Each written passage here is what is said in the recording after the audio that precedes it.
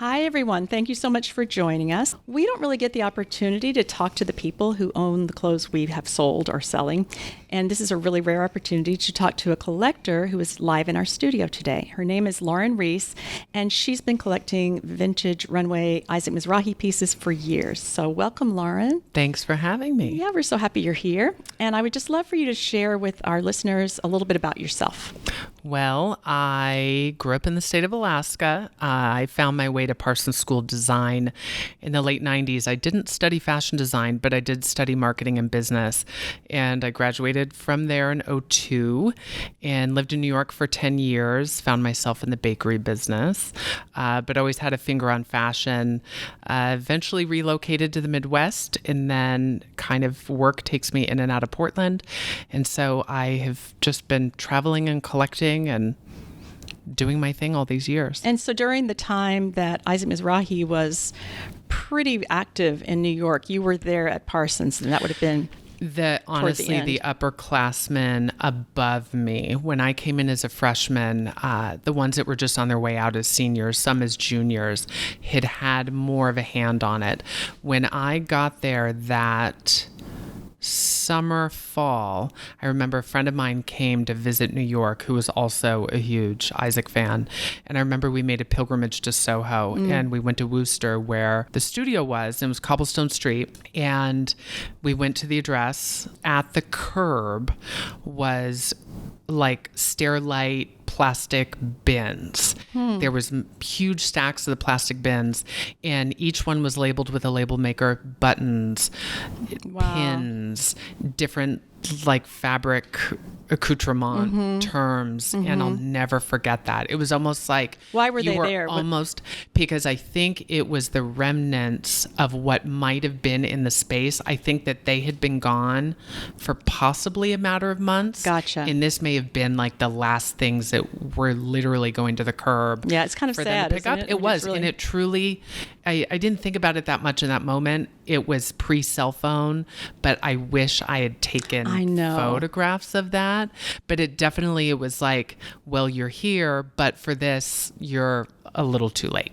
Yeah. Yeah, I actually walked by the building. I'm like fangirled it. When I was in New York recently, I thought, I'm just going to walk by and look at it. It's a really cool street. I love Worcester. Worcester's really beautiful. And I remember there was some stuff that was still trickling in retailers, and Barney's still had a rack of pieces, and that was the last collection that was being sold.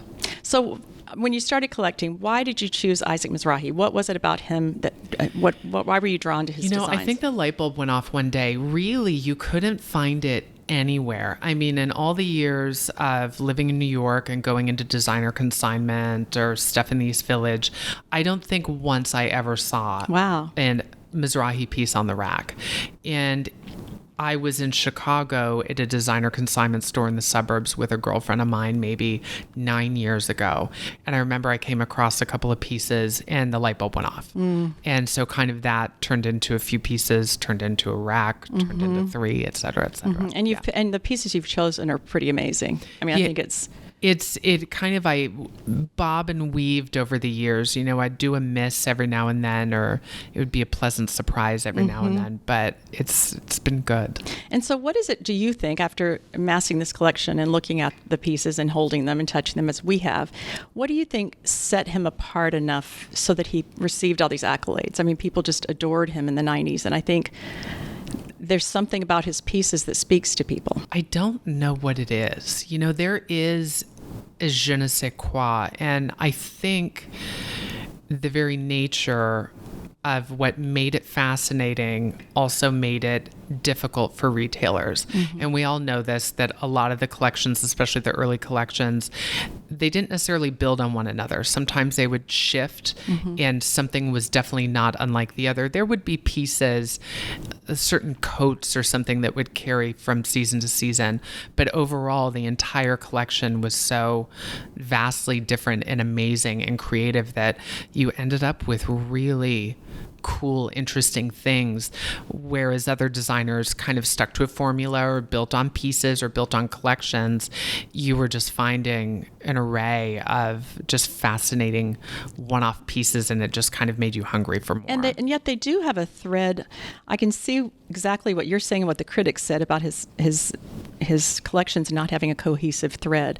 But there's something about his jackets that kind of stays the same. And They're I think suiting. And suiting. I think the yes, suiting for sure. was an integral part of the business. It's you could do fun jackets and one-off dresses and things of that nature as the days are long. But I think the bread and butter, or at least a good part of it, was suit separates and suiting. Yes. And it shows up through every collection, and they're great. And it's tailored well. It's tailored yes. well. The fabrics are wonderful.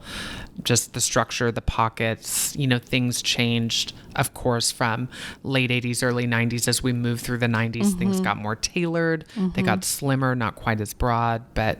And he was able to withstand that, because designers like Thierry Mugler and Claude Montana had a hard time when the 80s were gone. It was a tough time for them because they were so 80s driven, and their designs were all very oversized. And Isaac was able to kind of adjust to the time, which is pretty remarkable. No, I think so too. I think when the 90s inched toward 96, 97, 98, I think that's when we had that industry shift between the look and the feel and the types of models that were getting booked.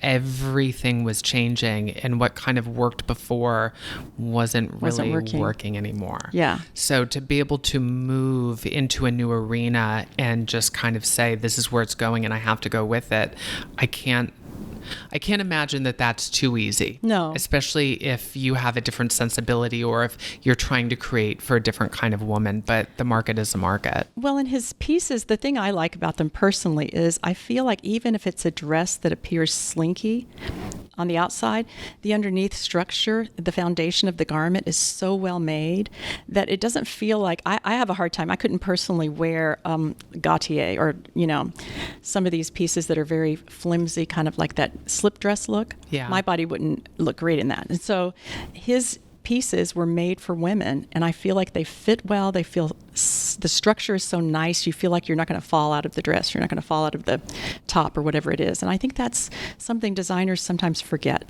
I think he designed for women to wear his clothes, especially if something dictated structure. Yes. If it needed structure, it got structure. Yes. Yves Saint Laurent and Jeffrey Bean are probably my two favorite designers, and he reminds me so much of both of those designers.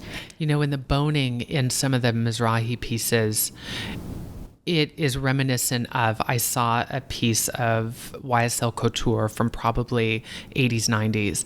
And I was actually at the client who it was made for house. And I'll never forget separating the bodice and just kind of looking inside. And I saw pieces I'd never even seen before. The way that the breast area was built up and the boning in the rib cage and all that kind of stuff. And had a serial number in it and the whole 9 yards. But with more simple, ready-to-wear pieces, there are elements of that couture type structure.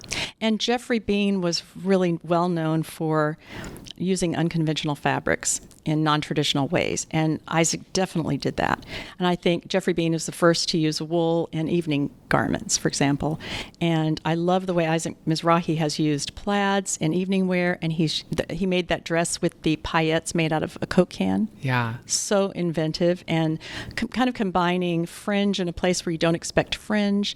So he's driven by those fabrics that have just inspired him. Like it's like something with the fabric inspires him, which is the way all the great designers are inspired. And so I'm wondering, is there a fabric that just takes your breath away in your collection that he has? Because I know he handpicked every fabric for his collections. And I think it's honestly a twofold question. I think with the seamstress, let me rephrase that. I think with the seamstresses and the team flexing outside of the box and saying, oh, we're going to cap this suit jacket in suede fringe and wrap it all the way around.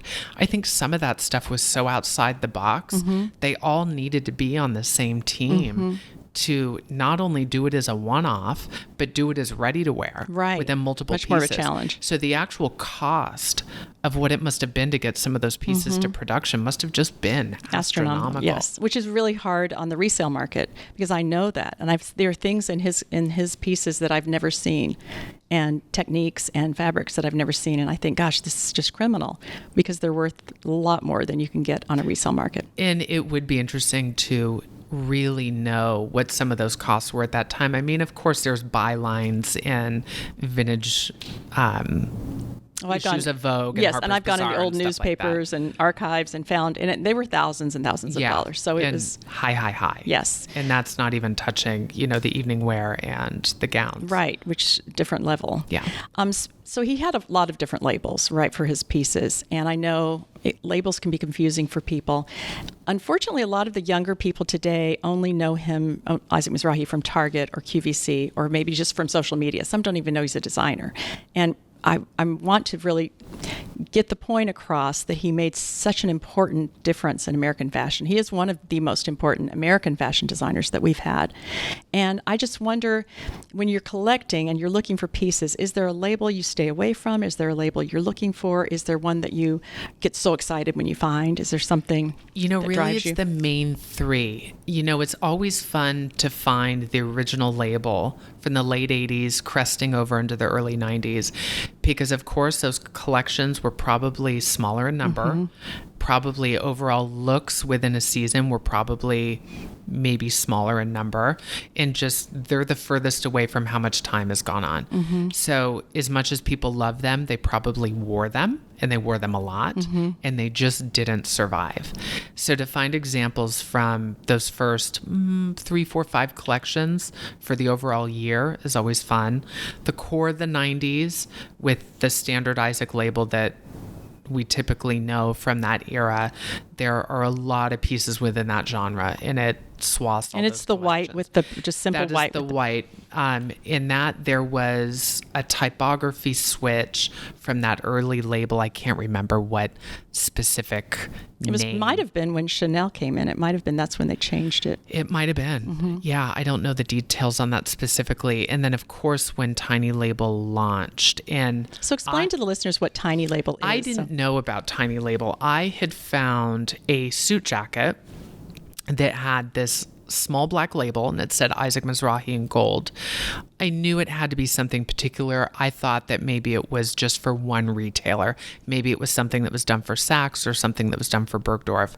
And through Isaac, I find out that kind of in the mid-90s, he had decided he wanted to do pieces that were even higher end than the standard collection, which was already high end.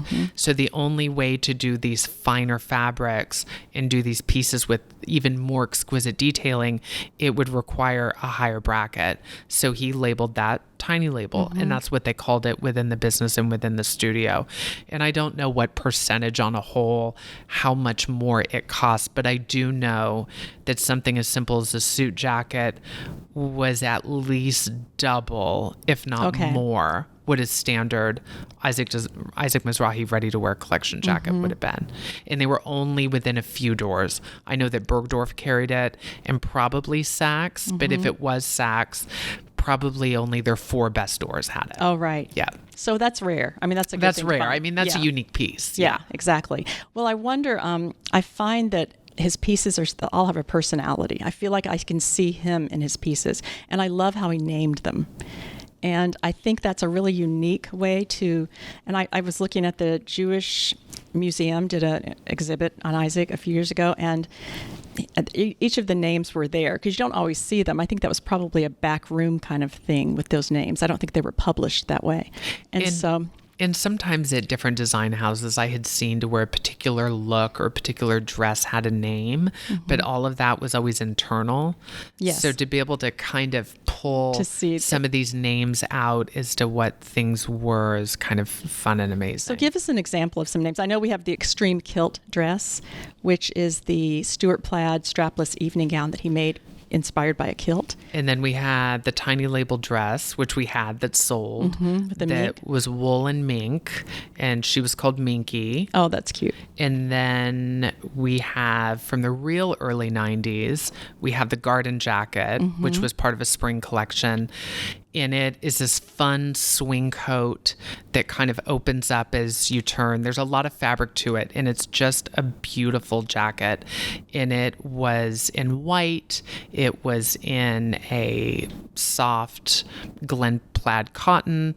There was a striped canvas type etro type material that Isaac gushed about that was really hard to find and get made, but he ended up getting it made. But he also said that is how he and Liza Minnelli initially met. I guess she came down the escalator at Bergdorf Goodman, and there was a rack of Isaac Mizrahi, and the garden jacket, I believe in white or an off-white at that time, was on the rack, and it stopped her in her tracks, and she went and looked at it. And I don't know how they came to communicate, but Isaac literally said that was the jacket that forged our friendship. Wow, that's amazing. That's amazing. Yeah, I love his stories about Liza Minnelli. That's pretty fun. He did a whole collection of stuff for her for stage, and there was stuff done in patent leather, and there were fun dresses and jackets and all kinds of stuff made. And so she's an example. He dressed everyone. He dressed Audrey Hepburn. You can't even think of a celebrity at the time he didn't dress. So we talk a lot at Modig about disappearing quality in fashion. It's just going. So I always say, no collars. It translates to me, it's just cheaper to make a shirt with no collar. I mean, come on. And that's all of a sudden in. And you don't see pockets as much. You don't see finished seams. You don't see linings. Those are disappearing. You don't see buttons that are well made. They all chip and break. And so quality's gone down dramatically. And when we first got this collection to look at, I was shocked at the quality because it's very similar to a lot of the couture brands. And so I know that he must have spent a fortune on fabrics and on seamstresses and making these pieces and having everything put together. And so what I was so impressed with Isaac Mizrahi's pieces are the pockets everywhere, the beautiful pockets with this top stitching, and the linings are beautiful. He even has his brand on his buttons in a lot of the cases. I love the way he had that white linen dress with the I in black, spelling out his first initial. It's just so clever. Everything is clever and the coat with the handle. Does that one have a name? The coat that has this leather handle?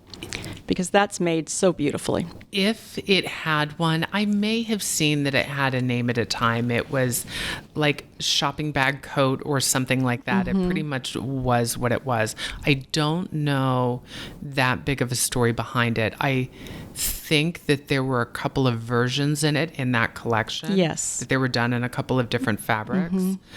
But to touch upon what you were saying about pockets and buttons, the pockets are always amazing. And it's amazing to see the lining and or silk lining carried into the pockets.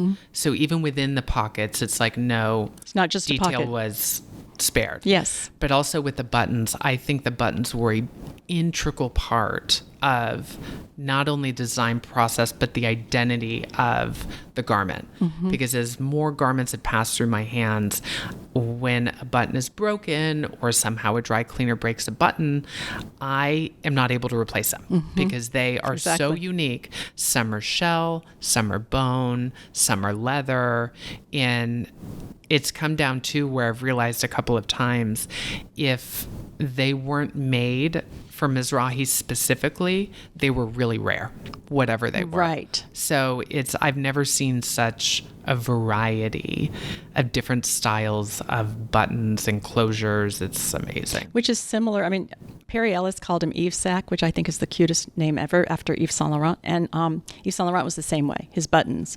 If we see something that's missing buttons, we don't take the piece because it's like that's part of the garment. That's part of the process. It's everything. And there used to be these renowned button stores in New York. Tender Buttons was. I remember all those button stores. They're gone. There are no one. There's none like anymore. One or maybe two left that kind of are there a little bit, but places like Tender Buttons, you used to be able to walk in and literally find a Dior style button. Isn't that amazing? Yeah. So that kind of stuff has gotten real tricky. Well, I had somebody comment on one of our social media sites saying, It's a shame he didn't make shoes and bags. And I was just I wanted to like jump out to the screen and say, no, he did, because his shoes are remarkable. And I know you know a little bit more about those. So yeah, when the collection first started, I think, and he was getting his footing, he had forged that friendship with Manolo Blahnik, and a lot of the flats and the slip-ons and then the little kitten heels and the Maisel, all that stuff early on were Manolo. And if you look in the Nick Wablington Isaac Mizrahi book, you'll see in a lot of those studio photographs just boxes and boxes and boxes of Manolo Blahnik shoes. But then I think as time went on, Isaac sought to forge his own shoe line, and he developed that relationship with Pancaldi over in Bologna in which is Italy. an amazing company. And they made beautiful shoes, quite literally on par with Manolo Blahnik's, and they sold alongside the collections at Neiman and Saks and Bergdorf. And a lot of those shoes have survived, and they're kind of out there in the wild.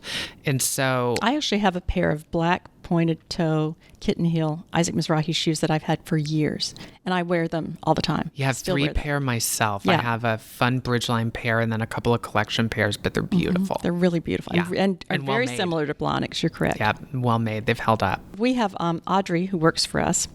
She is in her 20s, and we always take her opinion really seriously because she's a different generation. And Katie and I like to know, what are you thinking? And she loves these pieces and says they seem so contemporary and modern. And I find it interesting that a lot of our designers, there are people who love looking vintage. They like wearing things that look vintage. And there are people who want it to seamlessly blend in their wardrobe. They want to look like, where did you find that? And nobody's going to know right away. And his pieces just seem like every single one I would wear today. There's nothing really keeping them, holding them back style-wise that makes them dated. And I didn't know if you had any insight into that or why you think that is. I think because they have good architecture by nature.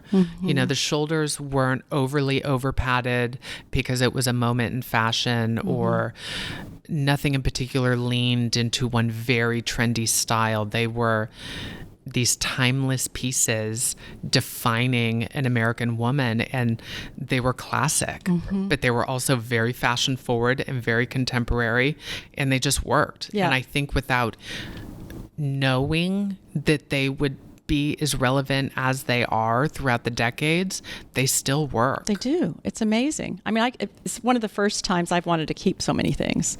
It's like, oh my gosh, I love these. And that's where it was tricky for me as time went on and just amassing so many pieces over the years.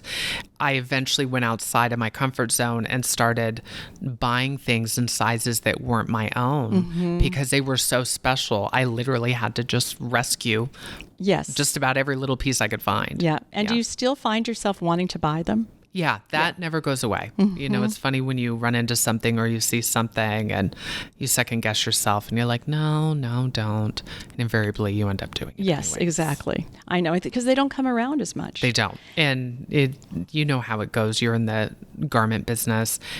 There's a lot of magic and a lot of quality and a lot of craftsmanship in these pieces. Really, really tremendously so. I mean, I'm so impressed by them because I'd owned a few pieces myself. I still have a black wool trench that I wear all the time, and it's a size like extra large, but it looks really good. I just belt it and it looks really great. So I think that maybe his own issues with weight maybe, and I think he was very careful to make sure that things were flattering for people. It's funny you say that because it's probably been one of the things I admire the most about it is that it's not to one thing. Like Right. if you want to wear it a little bit large, you can wear it a little bit large.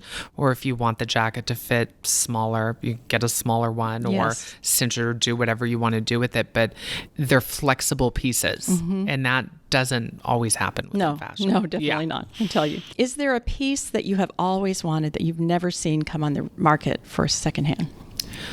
I think there are two pieces. There, in the early 90s, maybe 90, there were those sequin pieces that were done either on lace or some kind of very fine fabric, silk, almost like chiffon. mesh or a silk, a thin silk.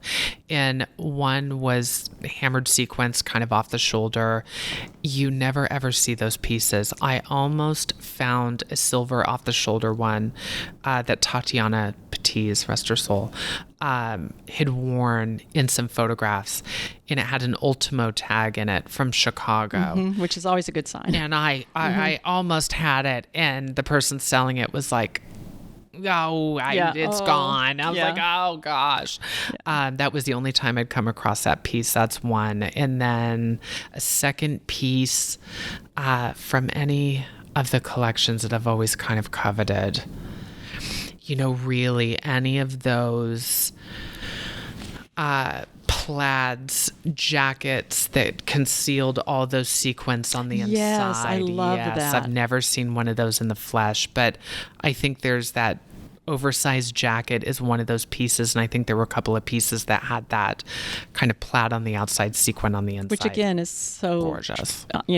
Ahead of its time. Nobody did that then. Because it's interesting. A lot of designers, I've sold Yves Saint Laurent for years, and so I can name only a handful of pieces I haven't seen. But with Isaac Mizrahi, I find that so either people aren't selling these pieces, and they're holding on to them, or they have just, I don't know what's happened to them, or they didn't make that many. I'm just not sure. It's hard to find them. I think it's a combination of the two. I think that there was a lot of ready-to-wear suiting, and I think that you had a lot of women in major metropolitan cities, New York, Chicago, Dallas, LA, whether they were lawyers or whatever jobs they had, required serious business wear. And I think that there was a lot of Isaac Mizrahi suiting that really appealed to them.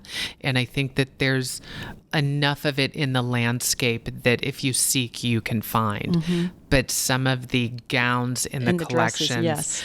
I would have to imagine that for every 30 suits, one of those gowns found its way to its client. So they're probably so spectacular, not only in their presentation and their construction, that I don't think they slip out of ownership very easily. Right. Like if you're going to get rid of one of those dresses or sell it or auction it, it's a very methodical process of doing that. Yeah. And eBay. It's interesting. And I've said that to Isaac myself a few times. If the gowns are in the landscape, by gosh, aside from, one or two every couple of years, you just don't see them. No. Yeah. But I know they're out there. I do know they're out there. Did you read Isaac Mizrahi's autobiography? I did. I read the book. I found it to be very touching and very emotional, which surprised me, took me back a little bit because I was reading it for information about the fashion, mainly about your collection. I wanted to see if he talked about some of the pieces. It felt deeply personal reading it, and I felt somehow a kinship to him, which makes no sense because we couldn't be any more opposite of people, but I just felt his vulnerability, and he made a comment about how one of the most important things in the world is to be seen. And I could feel a lot of his pain, a lot of what he went through, both in his childhood and adolescence, and then also in the fashion industry, being so on top of the world one minute and then, literally just obliterated by the fashion industry the next minute. And so I just felt there were so many things that surprised me that just kind of tugged at my heartstrings in it. And I wondered if you had that same experience. I think when that transition happened around 98, I don't want to say he was a tangible designer or a tangible celebrity, but in the sense that he lived in the Village in New York and came and went in the neighborhood and grocery shopped at Gristides, right. Citarella, and that type of thing. Just being in that part of town, you would see him, even in the years following the closing of the studio. And there would be bars you frequent and stuff like that. And he'd be there, during happy hour, and you'd be there with friends and that kind of thing. And I think it was a very public transition because he was known because of Unzipped and because of just being a very notable American designer. He turned heads. So if you were on the sidewalk or he was crossing the street or you were in a local bar, if things were a little abuzz, but people left him, at the same time, people left him alone, I feel, to a certain degree, because I was in college at the time and was running around in some of the same areas. And I do remember that kind of people going, oh, it's Isaac Mizrahi. But I don't remember people really pestering him per se. But I think that was in that immediate era, post 98, going to 99, turn of 2000, that kind of thing, where it was figuring out what's next, what's new. I feel that his departure from Chanel, he could have kept doing fashion. He could have found a way. But I think you've been kind of at the pinnacle. You've had access to the best fabrics in the world and the best. But I always felt that he didn't have the support he needed to really make that a business that would work, that was viable. Exactly. And I think no marketing, no advertising. Where they were banking on the bridge line. Yes. And the bridge line was fun, and it was young, and it was, kind of a kiss of the ready-wear-to collection line, just as opposed to it being union made. With the union made stuff being made in the New York area, aside from other things coming from Italy on occasion, all of that stuff was union made in New York. I know, I love that. And so the bridge line, some of it was coming out of Hong Kong, some of it a few different places, but it was a way to help pull that price point down. But the fabrics were still great. It was still wonderful Woolmark wools. It was mainly changing where they were manufactured. Yeah, and it was fun. And Saks really stood behind it. I really have to give Saks Fifth Avenue credit there, because even Portland, Oregon here, there was an in-store boutique, and the entire thing was designer white with that pink tufted cushion, and down to the hangers, down to the stands, everything was packaged as this Isaac Mizrahi bridge line, and it just came at just a changing time in fashion. It's all about timing, I think, with a lot of these things. Because I was watching the 90s, Vogue in the 90s, that series, and I kept waiting for the Isaac Mizrahi part, because they were showing all these 90s designers, and I thought, this is great, they're going to get to Isaac. And all they really did was touch on Unzipped. And if you don't know, those of you who are listening, Unzipped was one of the first real fashion documentaries, and it was made by his boyfriend at the time. It was revolutionary. People didn't even understand, why are you making a documentary about fashion? Now there are so many. A lot of them are just kind of PR stunts, but this one was a genuine look behind the scenes at what was going on. But instead of talking about what his contribution to American fashion, to the things that he did, they just touched on Unzipped a little bit and asked him a little bit about it. And I was really disturbed by that, because I thought, you want this designer who made such a difference to have a legacy that matters. And you can't have that if people are going to just ignore him and sweep him under the rug, because he really did make a difference. And you don't hear fashion people talking about him anymore. No, and even institutions like the New School, which has Parsons School of Design and FIT, I don't think it's ever really been studied what an impact that movie or that documentary had on bringing students to those fashion schools. That's a good point. That's what brought me to Parsons. Oh, really? Yes. And I said something recently to a friend of mine. She's been designing for years. She's living back in New York City, and we connected recently, and I was telling her about the Isaac collection and everything, and she just started gushing about Unzipped, and she basically as well said that was a game changer for me. And a lot of my friends that I went to fashion school with, that some went to work for major designers, but some went to mass designing and went on to design for Banana Republic, J. Crew, Gap Inc., those types of things, because they were really good, solid paycheck, and they could depend on it. And a lot of those designers were students of Parsons and went through the exact same thing. Unzipped was the first really tangible insight into the business. Up until that point, we had Vogue, we had Harper's Bazaar, or you had the big expensive issues showing the Italian collections. And it was all very well curated. You didn't have a raw look at anything. Yes. And you couldn't look behind the curtain. There was no way to see beyond it. And you literally could see behind the curtain in this one. Yeah, and it's the first time we ever saw any of the models, saw kind of a fun side to them, or how they were in their everyday lives, or what they look like when they showed up to a casting.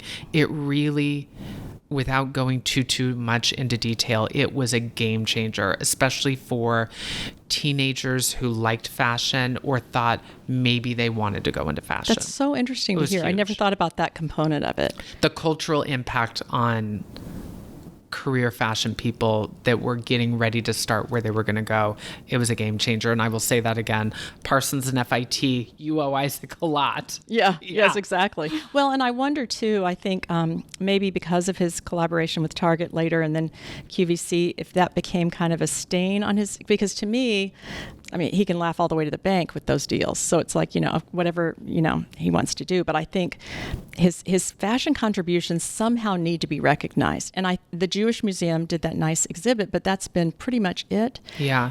And I handle a lot of clothes through here. I mean, I've been doing this for 30 years, and I have things from the 1800s through modern day. And I've probably handled every single designer you can think of. And they're upper end, level pieces. And I have to say his are so remarkable. And I'm really kind of stunned at how innovative his techniques were. And I think that needs to be honored somehow. And I wonder if you were to say, okay, I'm in charge of writing a legacy or building a legacy for Isaac Mizrahi, what are some things you would put into that legacy? What do you think? It would be interesting to talk to the clients. Mm-hmm. Imagine 3, 4, 5 of the best clients at the time, like what they loved about it, what they've kept, what they've allowed themselves to get rid of, those types of things. I'm sure we would hear stories to where they had 2 or 3 favorite pieces and had them pulled apart at the seams to get them remade in different fabrics because they loved it the old ones wore out, or they loved it so much. It's kind of that next layer of what it meant to the clients. And what surprised me in the book is he's often talked about this. He'll say, "Oh, and I didn't even give that to that person. She bought it full price." He's always surprised that someone bought his pieces because he gave so much away. And people who worked with him love him. I mean, we get DMs and we get people commenting saying, "I worked with him in this year and I just loved him." That's and so good. They loved him. So I think he's still just a vibrant force. And now he's doing the Cabaret Act at the Carlisle in New York and other places. And I think he's just someone who can't be kept down. And I love that he moves forward. I love that he doesn't want to look back. But I do think that his legacy needs to be preserved. And I've been very frustrated at that because I think he should have been much more highly honored when they did American Designers at the Met. And I think he's maybe because he has kind of put it behind him so much, maybe that's one of the reasons. Or maybe his personality is so big that becomes, a lot of people have commented on our posts saying he's just a really big celebrity personality. And I go, no, he's not just that. He's a very talented human being. So Lauren, tell me a few things that you think should go down in history that define Isaac Mizrahi's time as a fashion designer, because it was really a short time in terms of his own line. So exactly. Like 1988, 87, 88 till, he did a little bit in the 2000s. But what would you say would be the defining legacy of his career? I think, of course, trying to define that portion of his legacy, because, of course, his entire life and career, no matter the genre, is his legacy, whether that's Mark Morris dance pieces or stuff for theater or the ballet, or whether it's the cabaret show. There's all these elements, but the fashion component is really kind of honing it in and also understanding what he and or I am as a company wants to embrace, but also institutions. I think institutions are always hungry for collections and something they can get around or something they can present, but it's almost like those 2 or 3 legs have to come together as one. And a friend of mine who works in the institution business basically said to me 30, 40, 50 years down the road, there has to be a way in which we can research things specifically. And it's not enough that we remember it, or it's not enough that it's advertisements are sitting in some archive at Saks Fifth Avenue where certain things have found their way to some small collection. It has to be packaged in a way that the information is tangible. Yes, and I think it's probably coming close to, they're getting to the technology where they can probably do that soon. Yeah. I think we're always surprised. A lot of fashion houses buy their pieces back from us for their archives, and I'm always so surprised they don't have them. That's been going on for a long time. One of the first fashion internships I had in New York, she had started her business back up, and all the work that she had done 20 years previous, she basically had nothing. And so she had done this big... So she didn't keep one of each thing? She didn't keep one of each thing. Yeah. And so she did this big kind of open call of, I think she put it in WWD. Oh, interesting. But if anybody has any of these pieces, would like to donate them or potentially buy them back. And they amassed a decent size archive of those 1970s, some 80s pieces. And it helped them to kind of see what fabrics were cut in and stuff like that. And you've had that experience experience with Isaac too, where he's like, I've sure. not seen that piece in a while. or Yes, whatever. and there's It's kind some of stuff interesting. that definitely has its reference point and it's been cared for and, allocated and that kind of thing. And other things have kind of slipped through here or there. But it's got to be difficult. Yes. And I think, too, maybe if you're a designer who wants, a lot of the designers really don't like to stay in the past because they're so afraid they'll be defined by some other moment and they want to be relevant and keep going. And I understand that. That's huge and important. But I think maybe that tendency makes you do let's get rid of that last season. Let's move on. And it's just a shame because I agree with you. I think that has to be preserved. And it's got to be a push and pull. Yes. You don't want to constantly steep them in the past, but also how do we embrace this, identify it while the wheels keep turning? Yes. So I think it's a combination of all the parts. In your collection, do you have some favorite pieces that you could share with us? Definitely. I would say Minky, the mink and wool dress is one of my favorite. I love the way that fits in the bodice because it shows cleavage, but it's not trashy. It's like, in the way he did it, it just looked structured. It looked like something from probably the 15th century. The cap sleeves remind me of Cinderella or something, the way they kind really of just beautiful. sit right on the shoulder. It's beautiful. It was tiny, though. Yeah. We sold that one, but it was tiny. And that's something that comes up between Isaac and I in conversation is how small some stuff is compared. I think women are a lot taller now than they were 30 years ago, even just by a little bit. And I think that some pieces out in the wild are very small. So when I have found things that run the whole size gamut, I'm always happy when I find something that's just a little bit more modern in terms of its sizing, because it really opens up the door for other people to try things when everything's like cut in a 1994. Oh, yeah, that's definitely a deterrent for us if something's a size, like with shoes. If it's a size 5. Yeah. No one wants it. I think second favorite item is it's a cotton blazer in the Dalmatian. Oh, yeah. We have I that. really like that. Yeah, that piece is behind you. I really like that collection. There was trench coats, there were skirts, there were the suit jackets. It was just fun, and it photographed really well. There is a fashion spread with Naomi Campbell kind of reining in some Dalmatians, and she's wearing the Dalmatian pieces. It's beautiful. Yeah. I just think it's a really cool fun And I'm coat. sure our listeners can visualize because Dalmatian just, it's white with black dots and all different types of shapes of dots. I mean, sizes of dots, too. And the which is kind of buttons fun. on those coats are shell. Oh, nice. Like 100% natural shell. So each one is a little bit different. It's just exquisite. It's crazy. Third piece favorite from the collection. It was a piece I actually sold on my own many moons ago before I met Katie and Lisa. It was a polka dot etro fabric that had like a fine rib to it. And it was in that like 91, 92-ish.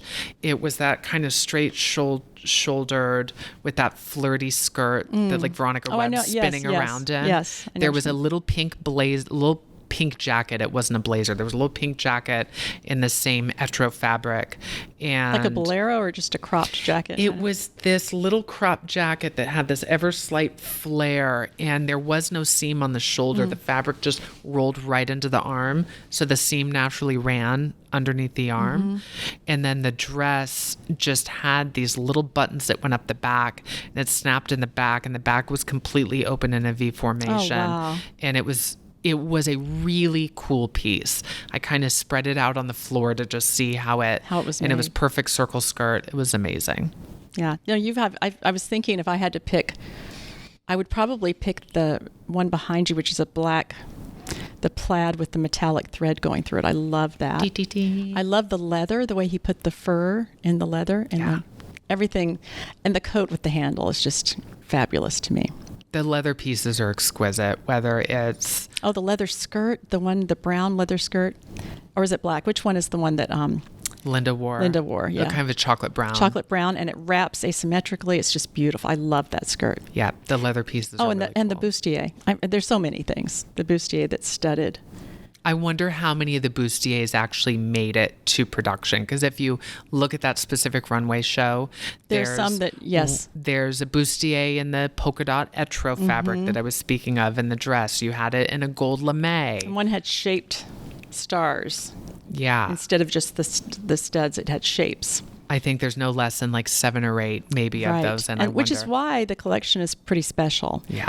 And I think people need to understand that. It's like a small, we did a Franco Moschino release, and Franco Moschino designed for so few years. Patrick Kelly would be another one for so few years. And those things make the resale market elevate, because these are pieces that you will never see again. And they're just not mass produced. There aren't enough of them. And even with you and Katie, it's all requires fashion translators. You can only see so much stuff through magazines, or even understand that something was an imprint in time or someone's imprint on American fashion. But it was a major, major, major moment that went on for a while and had lasting impacts. But you're wearing that jacket today. I would not think that was vintage in a million years. I wouldn't think. I mean, it's stunning to me how he was able to handle. And I think truly designing, and I think Yves Saint Laurent did this as well, designing for a woman and not for your own ego. Because if you're designing to say, I'm going to make something so outlandish and different that I'm surely going to win whatever award they're after that year. Those clothes don't translate well for women. They look great. People will rave about them, but they don't last throughout time, because the things that have lasted are those things that actually look good on people when they wear them. For those of you listening who can't see, Lauren's wearing I'd say it's a brown. It's kind of a beautiful brown, and it's one of his jackets that he did that Katie calls shackets. So they look like a shirt, but they're a jacket, and it has patch pockets on the top. So it's just similar to a shirt, like, I don't know how you describe it, almost like a smock type shirt. So it's full, it has buttons. Always pockets. But always pockets. Very comfortable and just beautiful. Really elegant. I think the shades and the hues he chose were always the best.